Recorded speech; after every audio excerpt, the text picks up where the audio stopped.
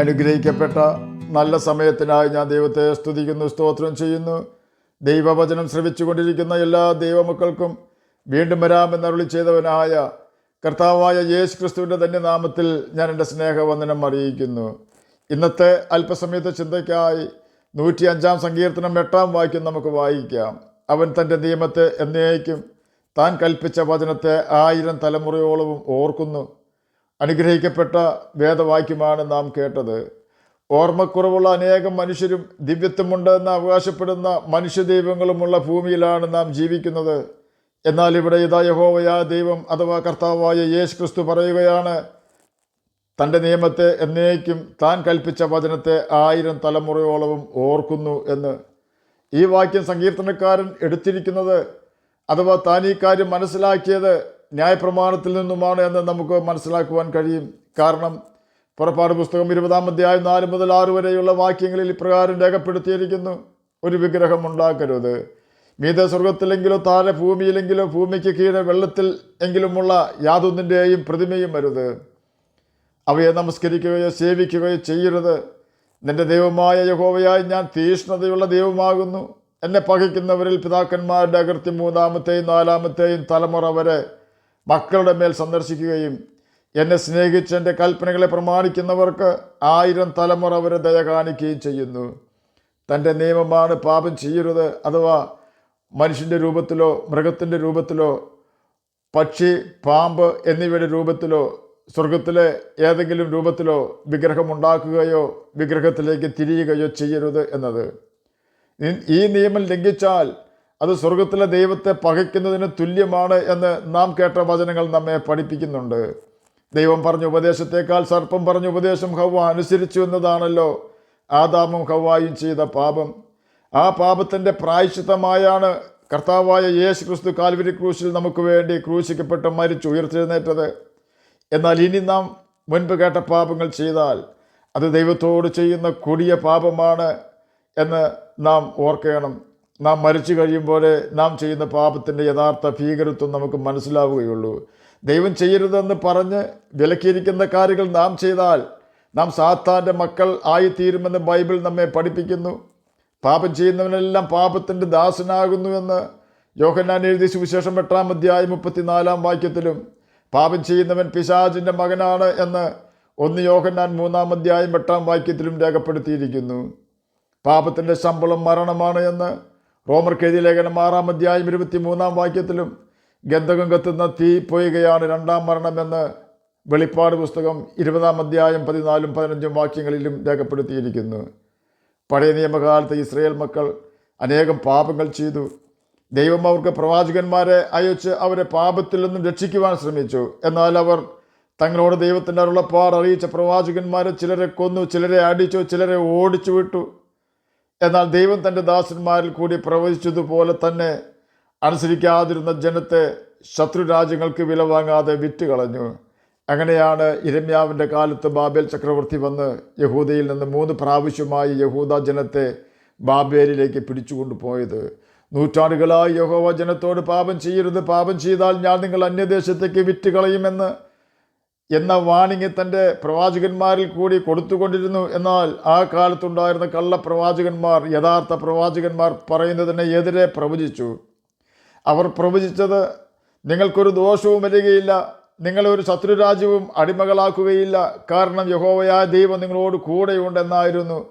അവർ അത് ബാലിൻ്റെ ആത്മാവിൽ ബോഷ്കത്രേ പ്രവചിച്ചത്. വർഷങ്ങൾ പലത് കടന്നുപോയെങ്കിലും യഹോവയുടെ പ്രവാചകന്മാർ പ്രവചിച്ചതുപോലെ തന്നെ ദൈവം ജനത്തെ ന്യായം വിധിച്ചു. ഇസ്രായേൽ ജനം മിസ്രൈമിൽ അടിമകളായിരുന്നപ്പോഴും ദൈവം മോശെ മുഖാന്തരം ജനത്തിന് അരുളപ്പാടുകൾ കൊടുത്തുകൊണ്ടിരുന്നു. അതിപ്രകാരമായിരുന്നു, ഞാൻ നിങ്ങൾക്ക് കനാൻ ദേശം അവകാശമായി തരും എന്നായിരുന്നു വാഗ്ദാനം. ഇസ്രായേൽ മക്കളുടെ നോട്ടത്തിൽ സ്വപ്നം കാണുവാൻ പോലും കഴിയാത്ത നന്മയായിരുന്നു അത്. അനേക യുദ്ധങ്ങളും പ്രതിസന്ധികളും അവരുടെ ജീവിതത്തിൽ കടന്നു വന്നുവെങ്കിലും യഹോവ അവർക്ക് വാക്ക് കൊടുത്തതുപോലെ കനാൻ ദേശം അവർക്ക് അവകാശമായി കൊടുത്തു.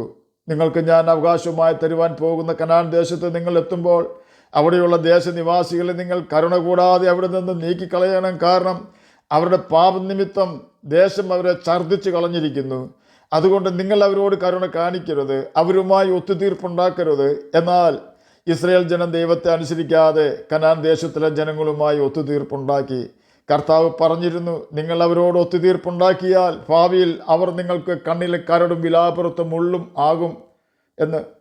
അന്ന് യഹോവയുടെ വാക്ക് അവർ അനുസരിക്കാതിരിക്കുക നിമിത്തം ഇന്നും ഇസ്രയേൽ മക്കൾ അവരുടെ നിമിത്തം നിലവിളിക്കുകയാണ്. ഇപ്പോഴും അവർ അതിന് നിമിത്തം കഷ്ടപ്പെട്ടുകൊണ്ടിരിക്കുന്നു. കർത്താവ് ഒരു വാഗ്ദാനം തന്നാൽ എത്ര വർഷം കഴിഞ്ഞാലും അവനത് മറക്കാതെ നിവർത്തിക്കും. അതുപോലെ തന്നെ നാം ദൈവത്തെ അവൻ്റെ കൽപ്പനകൾ അനുസരിച്ചുകൊണ്ട് സ്നേഹിച്ചാൽ എത്ര വർഷം കഴിഞ്ഞാലും ദൈവം നമ്മുടെ തലമുറയെ ഓർത്ത് അനുഗ്രഹിക്കുന്നവനാണ്. ദാവീദിന് ദൈവം കൊടുത്ത ഒരു വാഗ്ദാനമാണ്, നിന്റെ സിംഹാസനത്തിലിരിപ്പാൻ നിനക്കൊരു പുരുഷനില്ലാതെ വരികയില്ല എന്നത്. തൻ്റെ മകനായ ശലോമോൻ ദാവീദിന് ശേഷം 40 വർഷം ഇസ്രയേലിൽ രാജാവായി വാണു. ശലോമോൻ വലിയ പാപം ദൈവത്തോട് ചെയ്തതിനാൽ അവൻ്റെ മകനായ രഹബയാമിൽ നിന്ന് 10 ഗോത്രം ദൈവം ശലോമോൻ്റെ പ്രതിയോഗിയായ യൊരോബയാമിനെ കൊടുത്തു.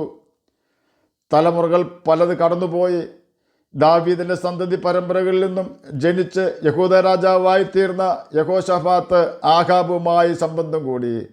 ആഹാബ് ഇസ്രയേൽ രാജാവും അവൻ്റെ ഭാര്യ ഇസബേലുമായിരുന്നു. ഇരുവരും ബാലിനെ ആരാധിക്കുന്നവരായിരുന്നു. ദൈവവുമായിട്ട് യാതൊരു ബന്ധവുമില്ലാത്തവനായിരുന്നു. എന്നാൽ യഹോശഫാത്ത് ദൈവത്തെ ആരാധിക്കുന്ന യഹൂദ രാജാവായിരുന്നു. യഹോശാഫാത്തിൻ്റെ മകനായ യഹോരാമിനെ ആഹാബിൻ്റെയും ഇസബേലിൻ്റെയും മകളായ അദല്യയെ ഭാര്യയായി സ്വീകരിച്ചു. ഇവരുടെ മകനായി അഹസ്യാവ് ജനിച്ചു. യഹോരാം നിദ്ര പ്രാപിച്ചപ്പോൾ അവൻ്റെ മകനായ അഹസ്യാവ് രാജാവായി യഹൂദായിൽ വാണു. എന്നാൽ യഹോവയുടെ ആലോചന പ്രകാരം യേഹു അഹസ്യാവിനെ വെട്ടിക്കൊന്നുകളഞ്ഞു. ദാവീദിൻ്റെ മകനായ ശലോമോൻ്റെ സന്തതികളിൽ നിന്നും ജനിച്ച യഹോശാഫാത്തിൻ്റെ മകനായ യഹോരാമിൻ്റെയും ഇസബേലിൻ്റെ മകളായ അദല്യയുടെയും മകനായിരുന്നു യഹൂദ രാജാവായ അഹസ്യാവ്. അഹസ്യാവിൻ്റെ അമ്മയായ അദല്യ തൻ്റെ മകൻ മരിച്ചുപോയി എന്ന് കണ്ടപ്പോൾ എഴുന്നേറ്റ് രാജസന്തതിയെ ഒക്കെയും നശിപ്പിച്ചു കളഞ്ഞു. എന്ന് പറഞ്ഞാൽ അദല്യയുടെ മകൻ്റെ എല്ലാ മക്കളെയും അദല്യ കൊല്ലിച്ചു. ചുരുക്കി പറഞ്ഞാൽ ഇസ്രയേലിൻ്റെ സിംഹാസനത്തിൽ ഇരിക്കുവാൻ നിനക്കൊരു മകൻ ഉണ്ടാകാതെ വരികയില്ല എന്ന് ദൈവം ദാവീദിന് കൊടുത്ത വാഗ്ദാനം അഹസ്യാവിൻ്റെ മരണത്തോടൊപ്പം അദല്യ അഹസ്യാവിൻ്റെ മക്കളെയെല്ലാം കൊന്നപ്പോൾ നിവൃത്തിയാകാതെ പോകുമായിരുന്നു. എന്നാൽ ദൈവം ദാവീദിന് നൂറ്റാണ്ടുകൾക്ക് മുമ്പ് കൊടുത്ത വാഗ്ദാനം ഓർത്ത് അഹസ്യാവിൻ്റെ സഹോദരിയായ യഹോശബയെ കൊല്ലപ്പെടുന്ന രാജകുമാരന്മാരുടെ ഇടയിൽ നിന്ന് അഹസ്യാവിൻ്റെ മകനായ യോവാശിനെ അതിലെ കാണാതെ ഒളിപ്പിച്ചു. ഈ സമയത്ത് യോവാശിന് ഉദ്ദേശം 1 വയസ്സ് മാത്രം പ്രായമുണ്ടായിരുന്നുള്ളൂ.